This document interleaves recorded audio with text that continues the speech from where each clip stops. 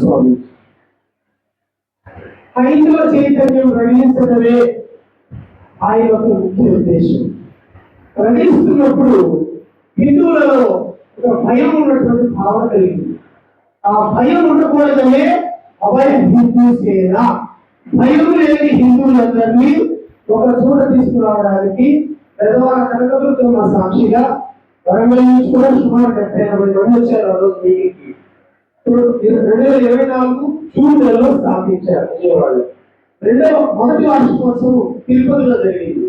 రెండవ వార్షికోత్సవం మన ఓడుగల్లు, మన కోడుగల్లు అయినటువంటి కాకతీయ సామ్రాజ్యం చోట పెట్టాలి, భద్రకాళి అమ్మవారి దీవెనలు ఉండాలి అనే ఆలోచనతో రేపు ఆదివారం 28వ తారీఖు ఆ కార్యక్రమం జరుగుతుంది. సో మనలో భయం లేని హిందువులు ఎంతమంది వచ్చారో ఒక్కసారి చేయొద్దండి.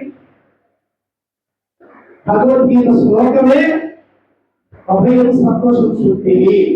భయం లేని భక్తుడైన చేరుకుంటాడు, భయస్థుడైన భక్తులను చేరడు. కండిషన్ ఫర్ భక్త ఏంటంటే భయం లేని భక్తులు కావాలి, భయం లేని హిందూ కావాలి అని పూజ్య శ్రీ రాధామోహన్ దాస్ స్వామిజీ కోరుతున్నారు. కావున ఆ భయం ఎలా తొలగించాలి?